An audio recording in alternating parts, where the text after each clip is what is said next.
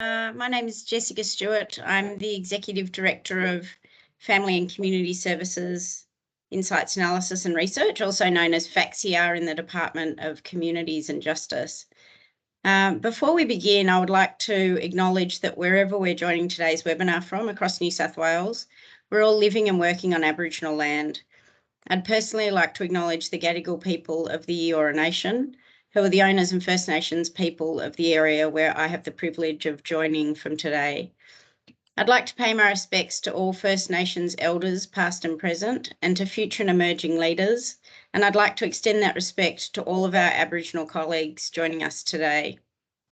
I'd also like to warmly welcome all the webinar participants that we have with us today, with more than 850 people registering, which is just really fantastic to show the interest in this topic across New South Wales. I'd particularly like to welcome our presenters, our panel members, carers, frontline staff, and our not-for-profit partners. Today, we're looking into an incredibly important issue. That is the experiences and support needs of foster and relative and kinship carers in New South Wales. In New South Wales today, we have close to 16,000 children and young people in care, and around 1,800 of whom entered care for the first time this year. These kids are looked after by more than 13,000 carer households, including foster, relative and kinship carers, with just over half of children placed with relative or kinship carers. Of all kids in care, 43% are Aboriginal and Torres Strait Islander children, and of these, 72% are placed in relative or kinship care. Each year, we need about 600 new foster carers alone in New South Wales, from respite to emergency carers through to long-term carers and those interested in adoption or guardianship. We know that if we provide good support to carers, it can improve carers' wellbeing, which in turn improves the stability of a child's placement in care, reducing the number of times a child may change carers, and also supports their sense of security and wellbeing. So how do we best support all carers? This FACSIAR Lunch and Learn webinar will provide new insights and perspectives into foster and relative kinship carers of children in out-of-home care and how to create positive caring experiences. This time, I'd like to introduce to you our presenters for the first part of this afternoon, Associate Professor Rebecca Mitchell and Professor Ilan Katz. Rebecca Mitchell is an Associate Professor with the Australian Institute of Health Innovation at Macquarie University and leads the Health and Societal Outcomes Research stream. She's a psychologist, an injury epidemiologist, and her research focuses on the conduct of large-scale epidemiological and mixed methods research to guide improvements in health service delivery and health policy. Her talk today is titled Carers, Exploring the Impact of Child Characteristics, Resources, Perceptions and Life Stresses on Caregiving and Wellbeing. Welcome, Rebecca. Ilan Katz is a professor at the University of New South Wales. He's led over 100 research projects, including large-scale projects in Aboriginal and Torres Strait Islander social policy, child development, disability studies, culturally and linguistically diverse populations, and children in care. Professor Katz has extensive collaborations, including international comparative studies of child protection and child welfare systems. He's been a member of the Pathways of Care Longitudinal Study Working Group since it began. His talk is titled Relative Kinship and Foster Care, a comparison of carer and child characteristics, findings from the Pathways of Care Longitudinal Study. Welcome, Ilan. After these two presentations, we'll have a panel discussion. We have a great lineup today. Our panel members will share a range of experiences in caring for children and young people. So may I please introduce to you Ruth Smallwood, who is a relative kinship carer and will speak about her experience of being asked to provide care for her 22-month-old grandson. Welcome, Ruth. Lauren Dumbrell, a manager of carer support at My Forever Family, New South Wales. Welcome, Lauren. And Melissa Pearce, a manager here at the Department of Communities and Justice in our Strategy, Policy and Commissioning team. Welcome, Melissa. After the panel, we'll hopefully have time for a short Q&A. So please ensure that you put any questions from our speakers and panel in the chat box, and I'll come to these at the end. And we may be able to answer those as well in the chat box throughout. So once again, thank you all so much for joining us today to shine a light on this really important topic of how we can support carers' wellbeing and meet the service needs of foster and relative kinship carers. With that in mind, let's get started. So thank you, and please go ahead, Associate Professor Rebecca Mitchell.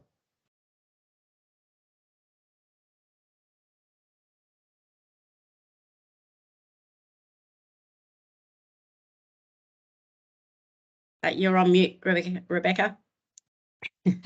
Thanks, Jessica. Sorry, I knew something was going to go wrong. So our research focused on carers and looking at the different impacts that different factors could have on their ability to provide care and their carer well-being. And so we looked at child characteristics, different resources that were available to carers, and the perceptions of their neighbourhood, and also life stresses that carers may have. I'd also like to acknowledge the traditional custodians of the land on which we're all meeting today, whose cultures and customs have nurtured and continue to nurture this land since the Dreamtime. And I'd just like to pay my respects to elders past and present and on the call today. So looking at characteristics that can impact on caregiving, carers are often faced with challenging behaviours from children in their care, especially as the psychological and emotional issues experienced by young people are often untreated as exactly at entry into care. And carers are required to navigate some complex legal issues, family life, their parenting role. They're subject to legal restrictions regarding information they can access in relation to the child in their care, and also the right to make decisions regarding that child's health and well-being. In particular, kinship relative carers do have some unique and specific challenges. They are often older and are often grandparents of children. Not many services are tailored specifically for kinship carers, especially in relation to ongoing support. They can be financially disadvantaged and can experience poor physical and mental health. They generally receive less informal support than foster carers as well.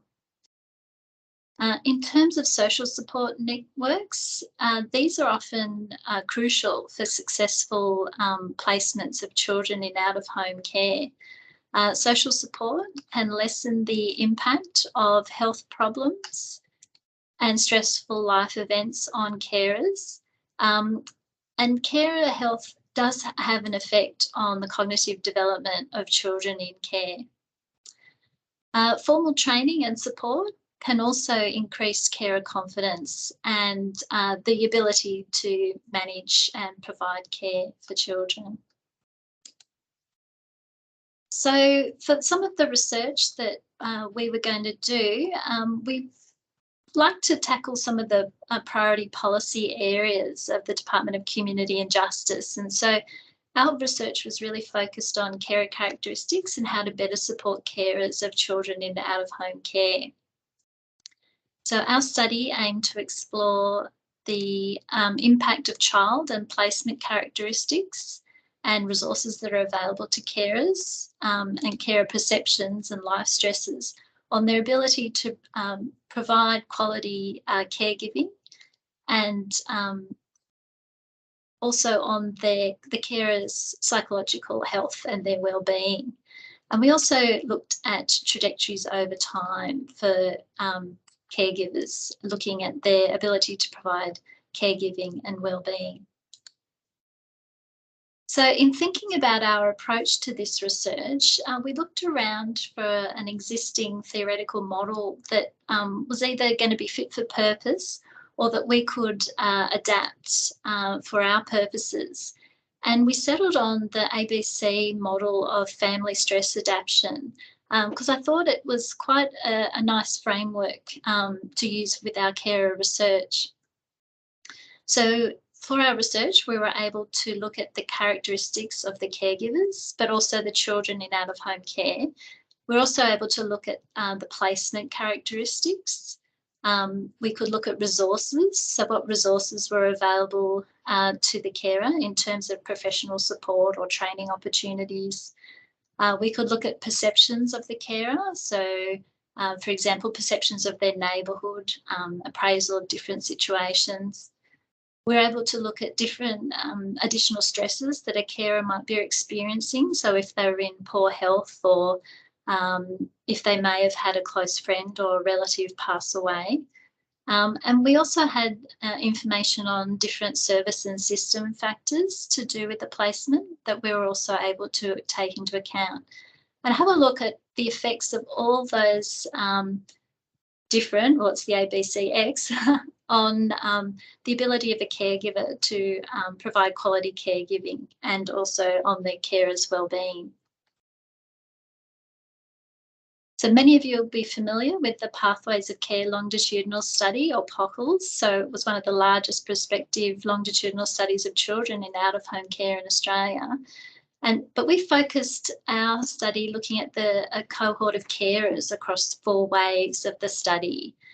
We had just over 1,100 carers that we looked at in the research from just under 900 households.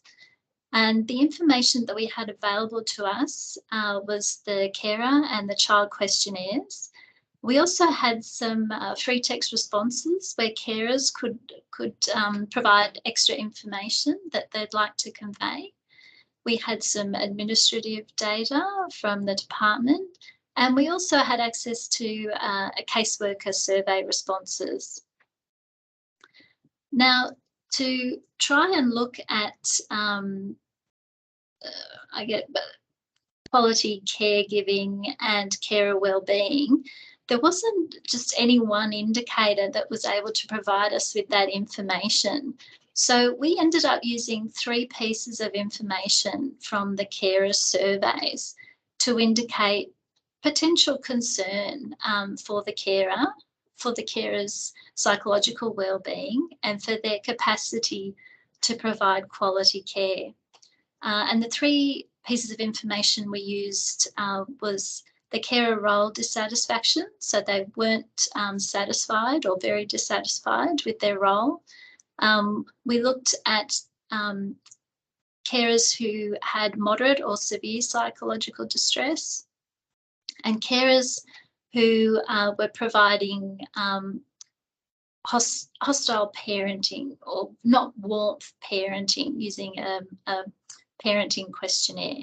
So if any of the carers received or were classified in any of those, being dissatisfied, moderately to severe psychological distress, or hostility in their parenting style, they were identified as having potential concern about their ability to provide quality caregiving. So here are some of the characteristics of the 1,100 carers that we had in the study. Almost all are female, around 90% female. 2/3 were in a married or de facto relationship. In wave 1, 30% were aged 51 years or older, but by wave 4, almost half were aged 51 years or older. In wave 1, 13% were from a culturally or linguistically diverse background. And also in wave 1, 15% of carers were of Aboriginal or Torres Strait Islander heritage. In waves 1 and 2, around 50% of placements were kinship placements. But by waves 3 and 4, around 1/3 were kinship placements. So looking at some of the experience of stresses and resources available and perceptions, so in terms of carer stresses, around 50% of carers were experiencing one or more stressful life events, and this is just in the last 12 months. So they may have had a death of a relative or a close friend. They may be experiencing some health issues or had been a victim of violence. In terms of resources available, most, or when I say most, it's about 80%, had greater than 2 sources of regular informal social support that they could count on to assist them in their role, so that had friends or neighbours around. 30 to 40% had access to 2 or more professional support services. So this might be training or other carer support groups or counselling. And in terms of perceptions, around 2/3 to 3/4 agreed that their neighbourhood was close-knit and that people could be trusted and were willing to help their neighbours. So they would have some support available if needed. Now, looking at where we found issues of potential concern, so between 12 and 20% of carers across waves 1 to 4 were flagged as having potential concern for their wellbeing and caregiving in any wave. And in terms of foster carers, so it's not all bad news. Carers who were satisfied with the caseworker assistant were 26% less likely to be flagged as having concern for their caregiving and wellbeing.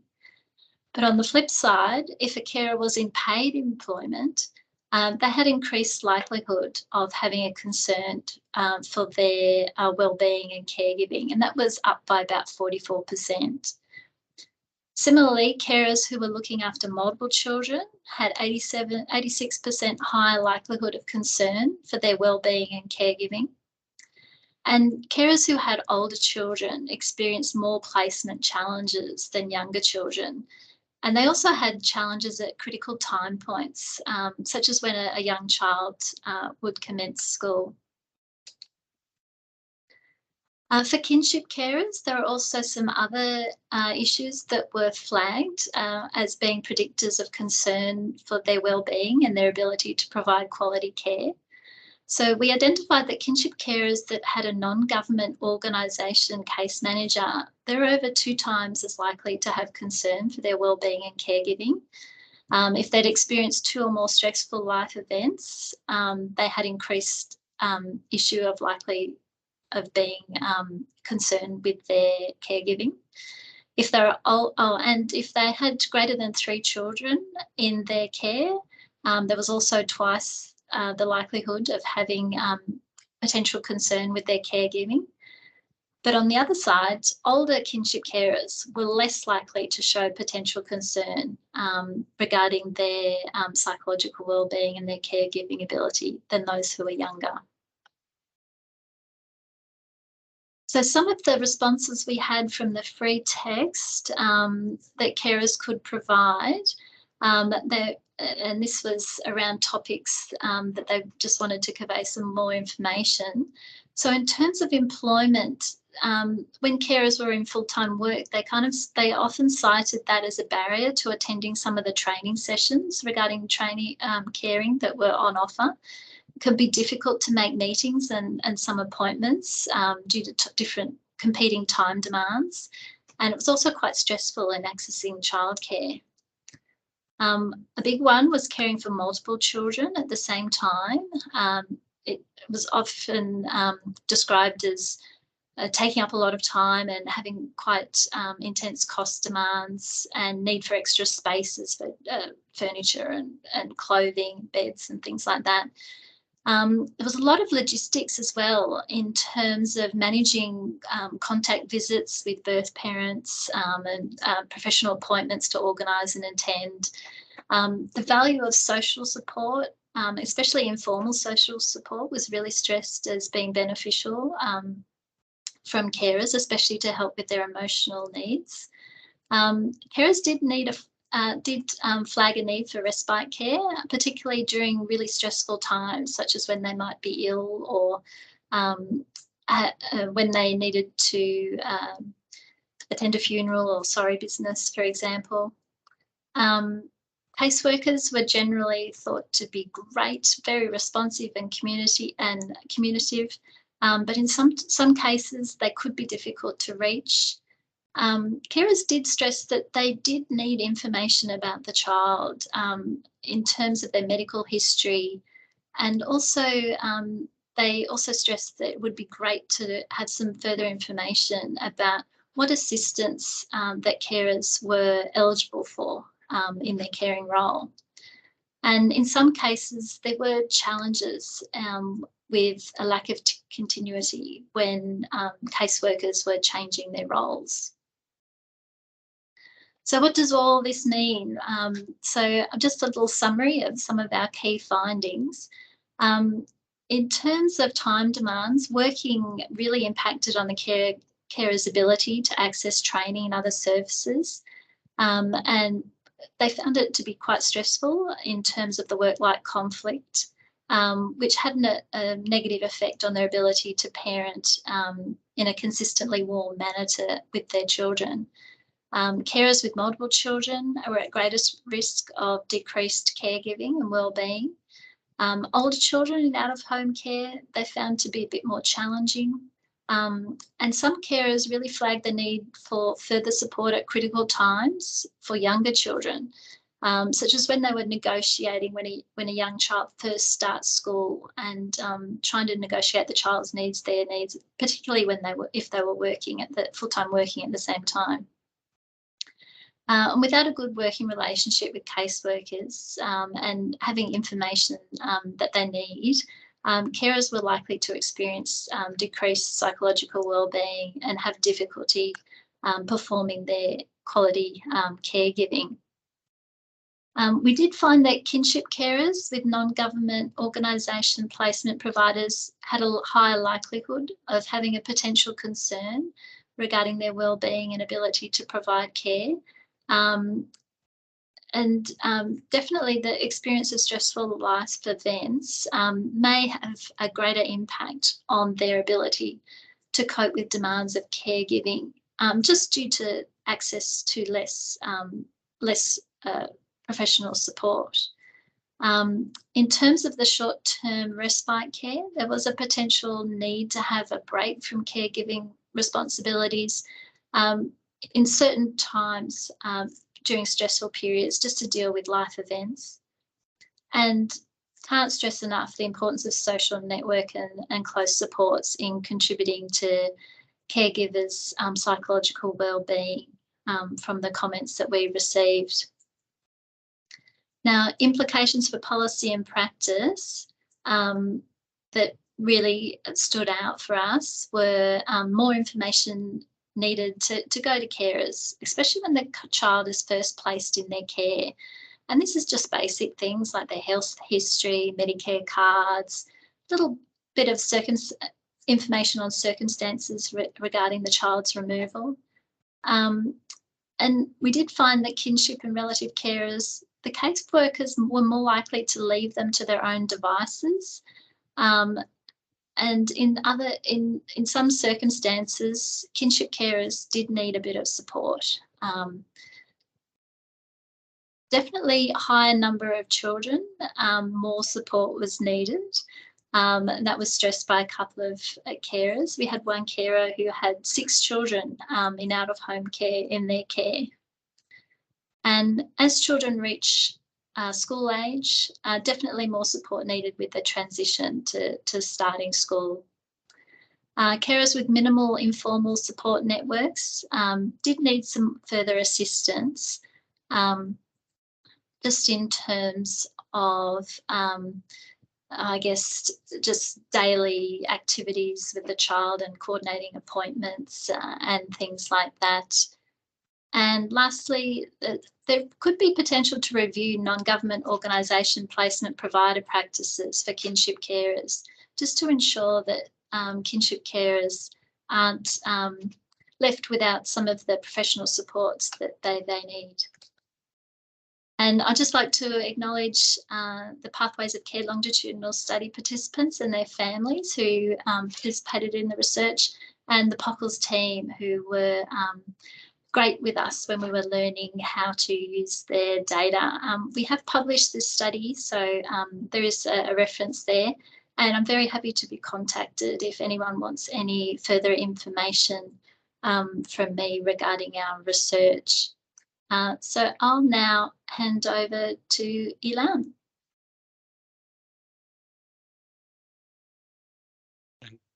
Thank you, Rebecca.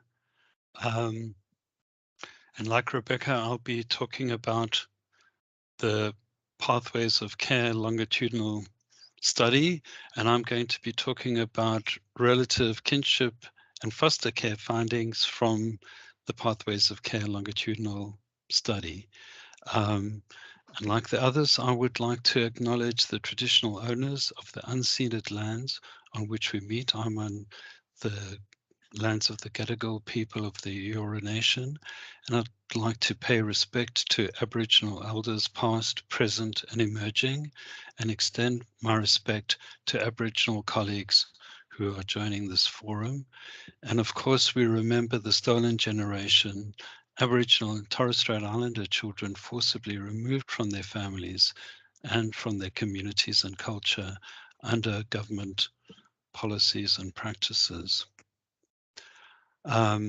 Rebecca's already talked about the POCL study, so I won't talk very much, just to say that it does track over 4,000 children and young people who entered out-of-home care for the first time in 2010 and 2011, and we're now into the 6th wave of data collection, and it surveys the children, carers, teachers, caseworkers, and links some of the data also to administrative data on health, justice, and child protection. So what I'm going to be talking about today is a kind of summary of 3 papers, 2 of them written by my colleague Paul Del Fabro, who couldn't be here today, and the other one written by myself with Christine Eastman and Marilyn McHugh. And this is based on waves 1 and 2 of the study, so it's really when the first few years of children coming into care. So the first few slides really compare the characteristics of foster carers, grandparents, and other relatives.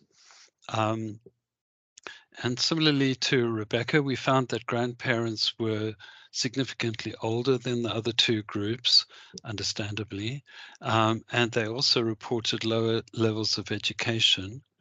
But grandparents had greater experiences raising their own children. Again, that's what you would expect. Almost a third of other relatives were Aboriginal carers, which was over double the rate observed for foster carers and grandparent groups.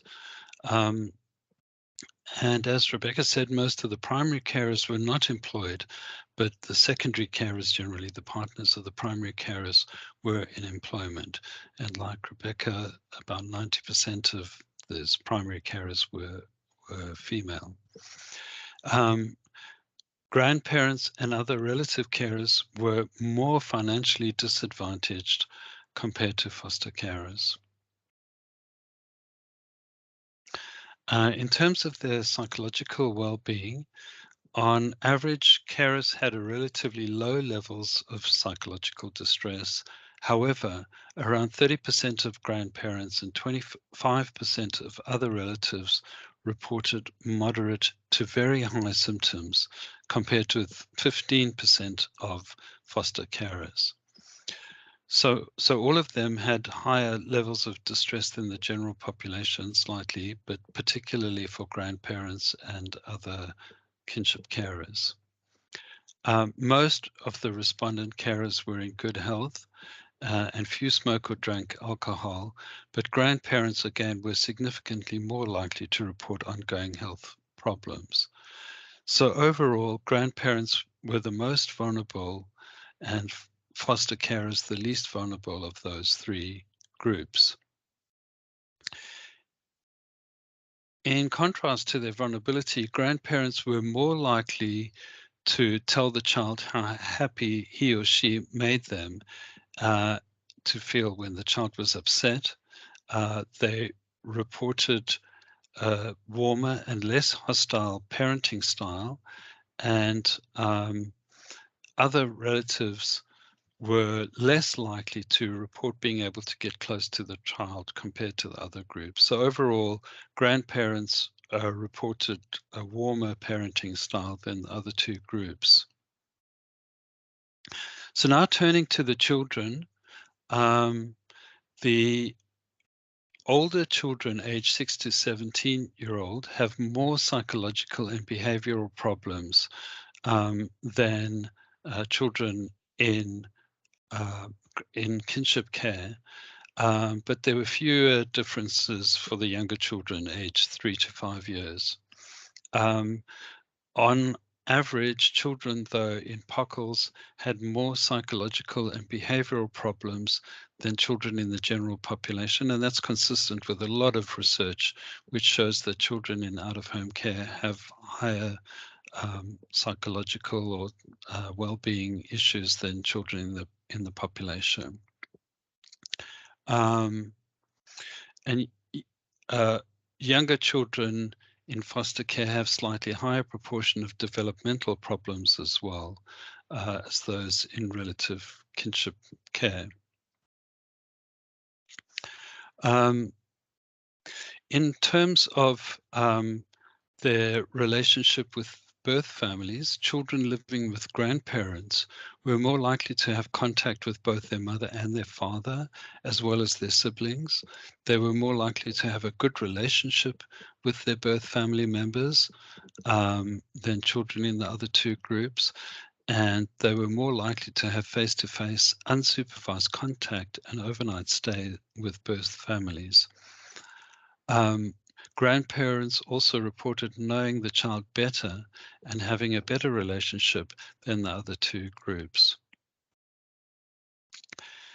So now moving on from their circumstances to the services and support for carers. And other than the actual provision of care, service provision is the most important component of the care experience for children in terms of their well-being and their outcomes. A wide range of services are provided to children and their carers. And carers also receive informal support, as Rebecca said, from family, friends, and neighbours. But the caseworker is a key component of service provision to both children and their carers, both providing direct support, but also linking them in to other forms of support as well. So I'm focusing now on the carers rather than the children. And this is around satisfaction with support from caseworkers and other agencies related to the studied child. And you'll see here that foster carers were more, on the whole, more satisfied with support than kinship carers. In terms of informal support, you'll see at the top, kinship carers are the light blue, by the way, foster carers are the black. Kinship carers had slightly more support than other family members, but in all the other areas of informal support, foster carers were more likely to be able to access informal support rather than kinship carers.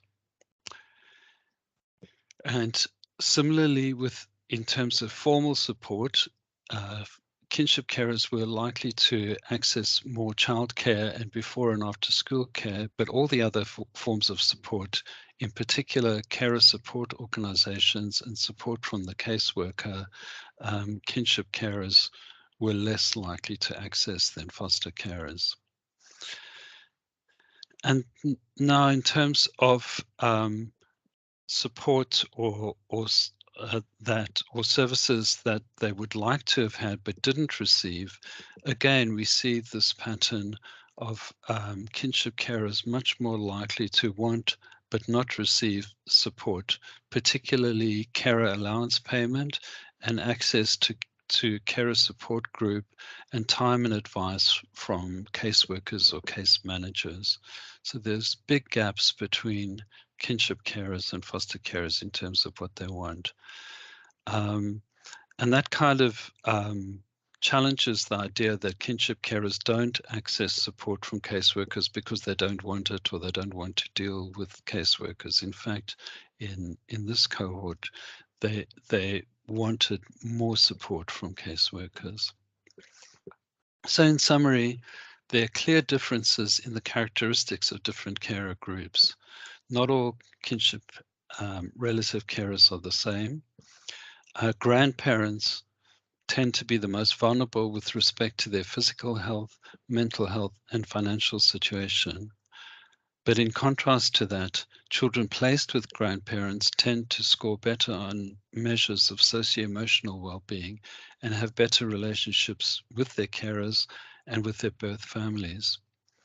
Now, it's not clear whether these differences are due to what's called the selection effect. In other words, children with less problems are placed with grandparents, or whether it's actually that grandparent care makes a difference to the well-being of children. Probably, I would say, a little bit of both.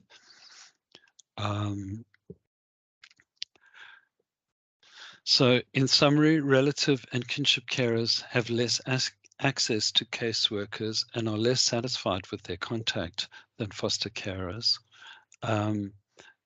They don't access as much formal support from agencies or informal support, other than a little bit more support from families. And relative and kinship carers have higher rates of desiring but not receiving support. So in conclusion, just to summarize, children do very well in relative and kinship care compared to foster care, and particularly well in grandparent care. But relative kinship carers, and particularly grandparents, are a vulnerable group who need and also want very high levels of support. These next slides are just acknowledgement. Firstly, acknowledging a range of people involved in POCLs, and you'll see a whole range of different people contributing to the study, which is a very complex piece of work. Ethics approval from a number of different ethics committees also required for POCLs. And this slide gives you a link to the POCL's website, where you can download any of the reports that I've been talking about, Rebecca's been talking about, and other reports, and get more information about POCLs. So I'll now hand over back to Jessica.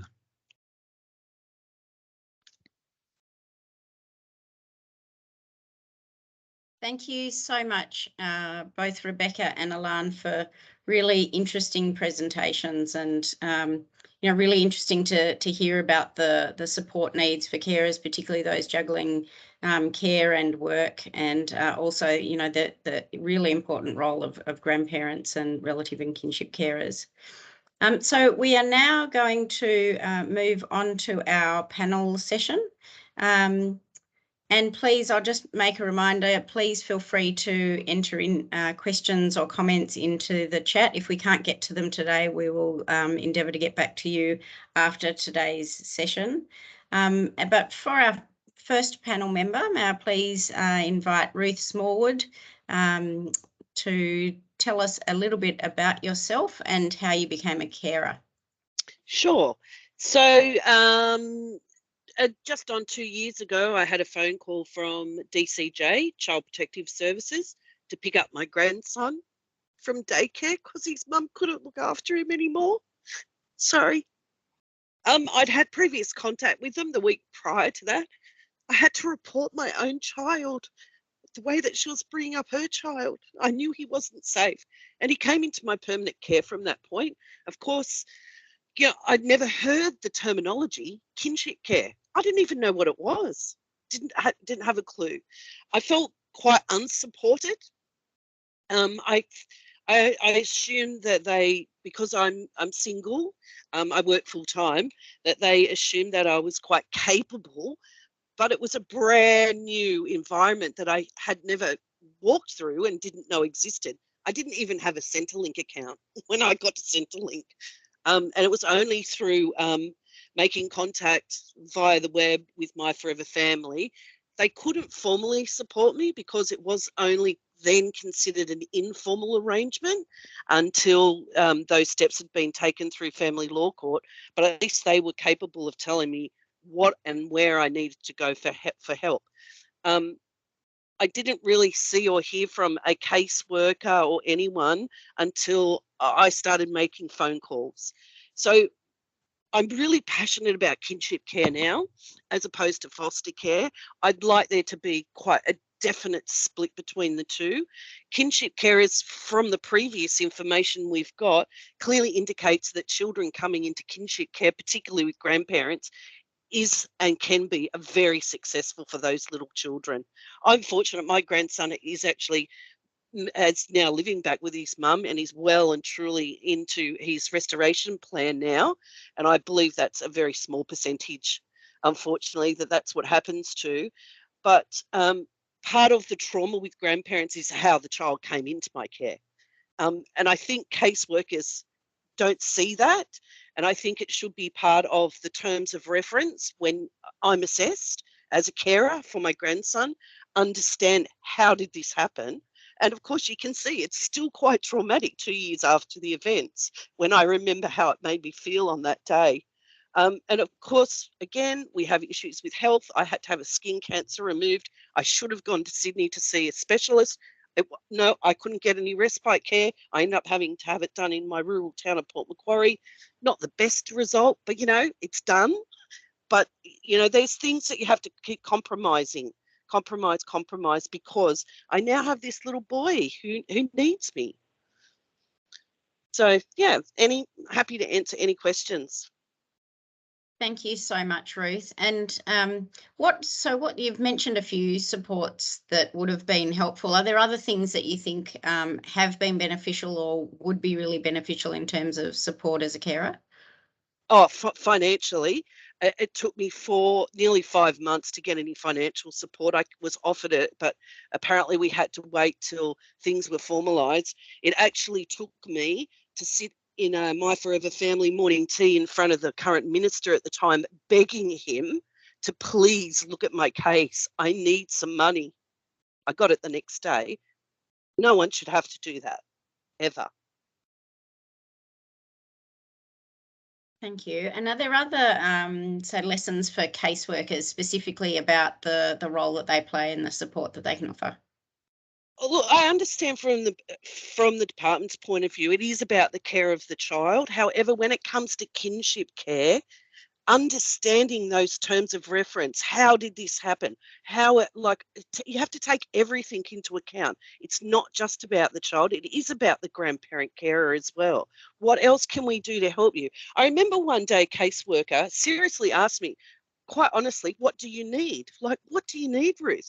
I said, I'd love someone to come and clean my house once a fortnight, 4 hours. They laughed at me.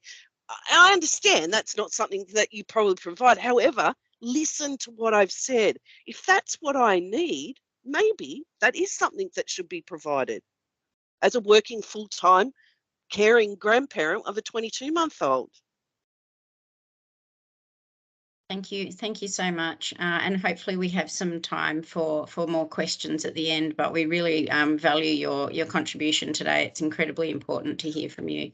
So next, can I ask Lauren Dumbrell, who's a Manager of Carer Support from My Forever Family in New South Wales. Lauren, welcome. Are you able to tell us a bit about your role?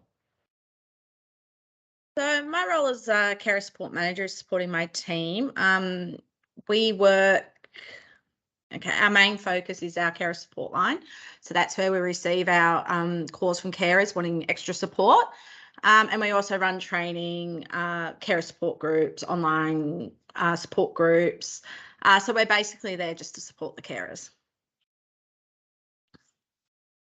Thank you. And so can I ask, what are some of the themes that come up when you're working with carers about their day-to-day wellbeing in the context of their caring role? We generally seem to get the carer calls where they're quite distressed, quite upset, feeling frustrated with the system, feeling like they're not being heard or being supported, and they need that extra support from us. Maybe it may be in a meeting or to help draft an email or just to find out what their rights are. So I guess the main calls we get would be around allegations and investigations into their caring roles. Financial stress, not having enough money to pay for appointments for kids, especially when they come with higher needs. Information about long-term care options and what it means for the carers. Issues with day-to-day case management, not knowing where the case management's cut off to where agencies need to pick it up. So it's that, real clear definition of who's responsible for what. lack of resources and training, access to respite and the eligibility around that, strong case management focus from the agent and little carer support, and mainly just not understanding the process of out-of-home care. It's a very complex area and not everyone has a clear understanding of it. Okay, thank you. And do you have a view on what carers say make the biggest difference to their wellbeing, and does it differ across different types of care arrangements? Yeah, I think across the board we hear that for the biggest difference for a carer is to be heard, having openness, honest communication from their agency, being a part of the decision making, not just being told this is what you need to do, and seeing what they can actually manage as a carer if they are working full time. If it is, you know, are they able to facilitate that family time? Are they able to transport the child to their medical appointments? And being acknowledged as a carer, I think across the board is one of the biggest things, knowing that, hey, things are tough, but we appreciate what you're doing out there. I think it does differ a bit, especially for kin carers. I think for kin carers, it adds that complexity of the family relationships that they've got to understand. Family issues due to the child being out of home care and managing that, like, you know, oh, you're not allowed to see your child, you're only allowed to see your child in this time frame. I think that's, you know, difficult for kin carers.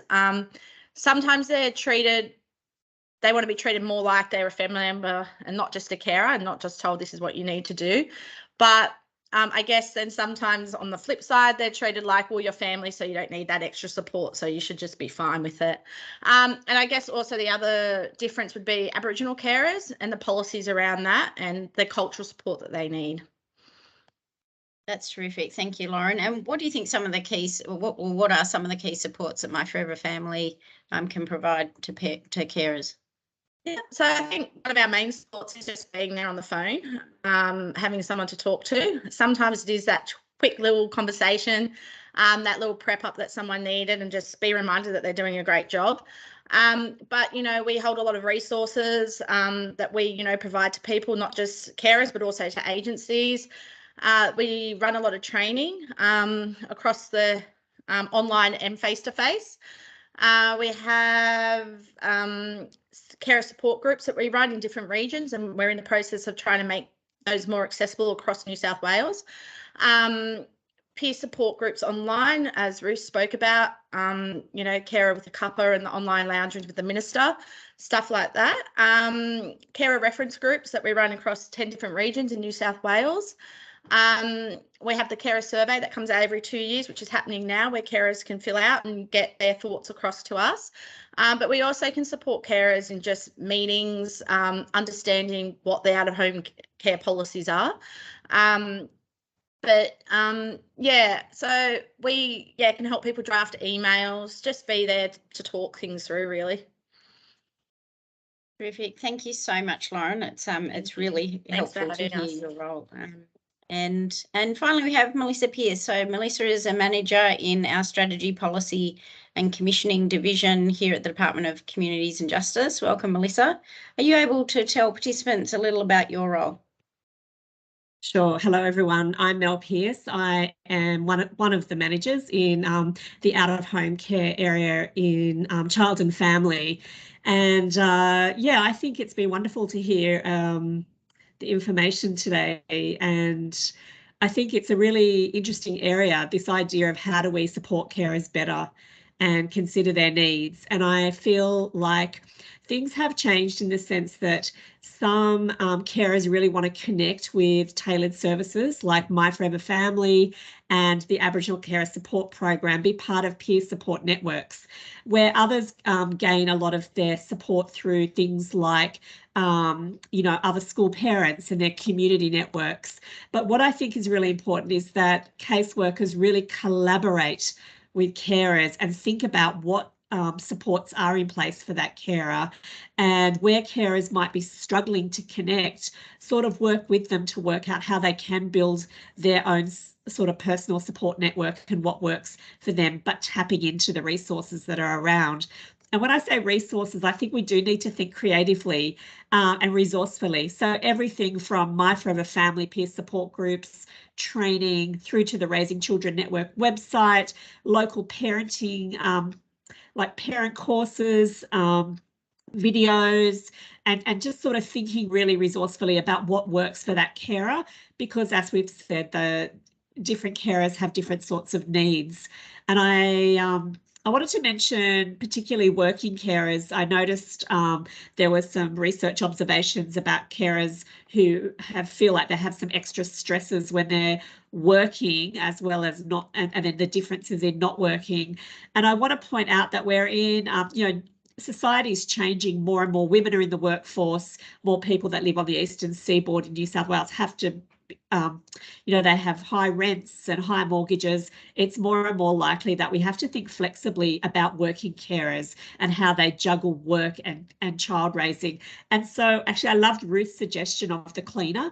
Well, why the heck not? If that is going to reduce stress for a carer, caseworkers may think creatively like that. What is going to reduce the stresses on this household so that we can support carers? So I think it's about thinking creatively in our practice, our casework practice, when we're supporting carers.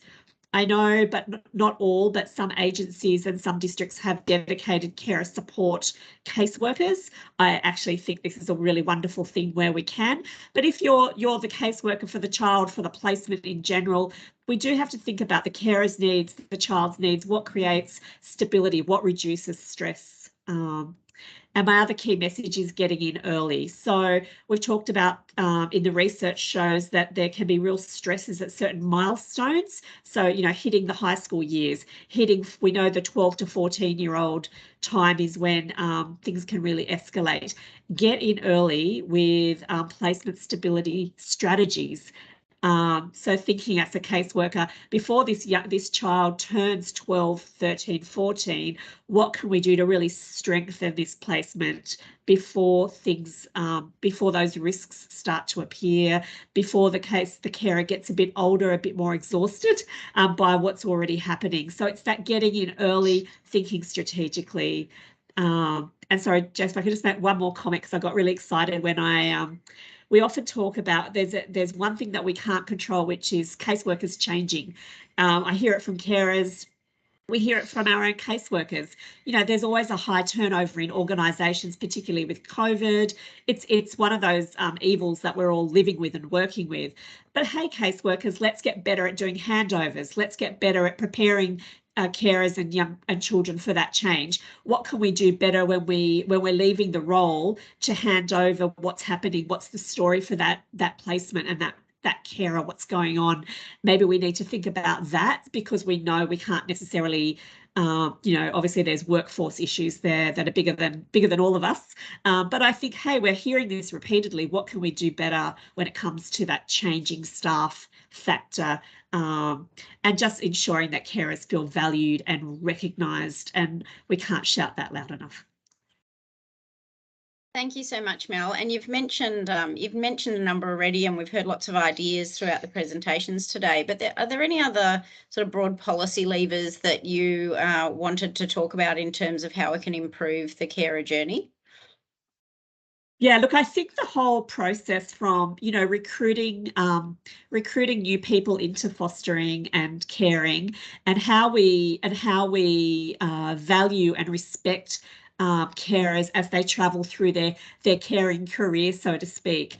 It's really important that we value carers and retain them, and that we have to put on both a practice focus, but also a customer service focus. These people are caring, they are volunteers, obviously not kinship carers in the sense that they're caring for family, but I don't think we value carers as an important group in New South Wales. We need to celebrate carers and really recognise them all the way from the beginning through the process, through the authorisation.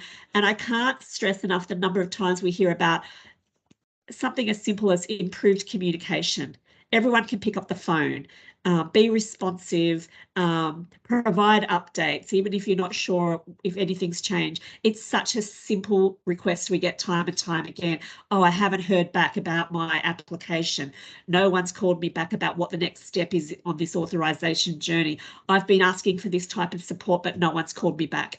Such a simple thing. We repeatedly hear this in all the surveys. I was just recently looking at some of the UK surveys and research, and there's some similar themes there. This idea that I've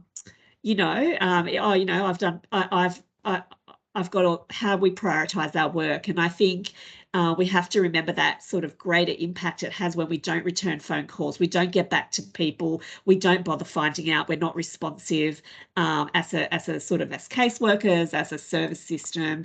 It is a clunky, large beast that we operate in, but I think some of those basic courtesies go a long way with carers. Thanks, Mel. And just finally, are there any other supports or services that you wanted to mention before we move to the Q&A? Yeah, look, I just wanted to do a shout out really about the variety of things that caseworkers consider when they're working with carers and think about tailoring. So there are sort of things like more universal that we could actually help carers connect to. So some of those obvious things would be sort out the childcare, help them jump through the hoops for that, sort out before and after school care if that's available, connect children and carers to free homework centres. Think about things like whether timely tutoring would actually be such a great thing for both the child and the carer to help them with school. And thinking about things like sport and recreation camps and other tailored programs like Boys to the Bush, particularly if you're in a regional area.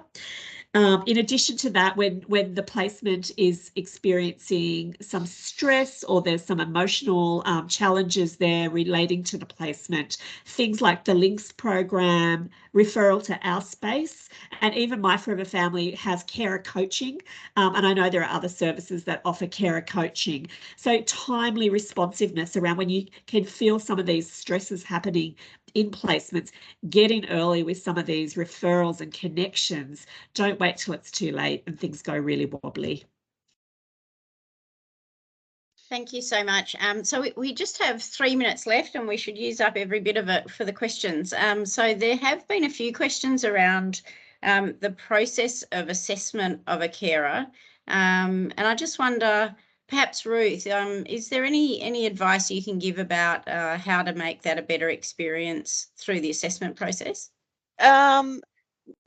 Literally, because I'd already had contact with Child Protective Service the week leading up to Noah being removed from his mum, I think they'd already done sort of a small assessment, and they knew that when they made that phone call that she couldn't take him, she was not able to pick him up, that they knew that they could call me and I would pick him up. And then they asked me to come into the office the next day. I guess from that point, it would have been really helpful, even if it was an A4 sheet that was laminated that said, these are the next steps that you need to do. Because I literally walked out there going, I didn't know what to do. I had no idea. And I'm fortunate, I'm quite computer savvy, but many kinship carers aren't. I was able to Google, I was able to start finding. I made contact with My Forever Family really early on, like day 2 or day 3, and they were really helpful. However, again, they couldn't really support me because I was informal. That's, that makes it difficult as well. I don't know whether that can change, but an A4 sheet printed with Ruth, step 1, 2, 3, 4, 5, off you go. Yep. All those things have to go and get into place, from his daycare to the Medicare card to a doctor's appointment. There was a lot of things I needed to navigate in that first week. Thanks, Ruth. Does anyone else on the panel want to comment on this topic as well? Because most of the comments in the chat box are really about that continuity of information and support at the right time. Would anyone else like to offer their views?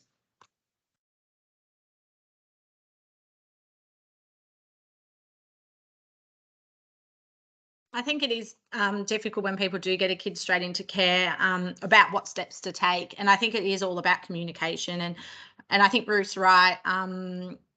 It does need to be printed and given, and at time, unfortunately, it is during crisis, and it is in the middle of the night, or it is after hours and this kid's just been removed and things have to act quickly. But there, anyone can call us and we can get them any resources and try to point them in the right direction, but we are only Monday to Friday as well.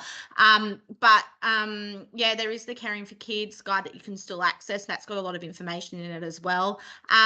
put everything in writing, ask your case managers whatever questions you have. If you can't get any answers, give us a call and we can hopefully point you in the right direction. But yeah, Google is your friend. I use it a lot as well. So yeah, and join carer support groups, talking to other carers in the same situation. They give you great ideas. Even this carer reference groups, a lot of information's passed in those.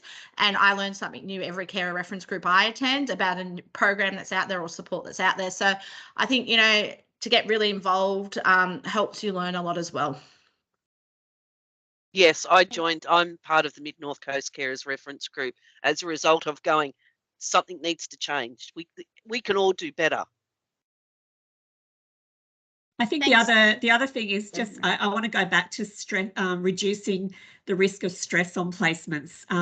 If nothing else, these are the things we can project and feel if we're engaging really well with the carer and the child or young person.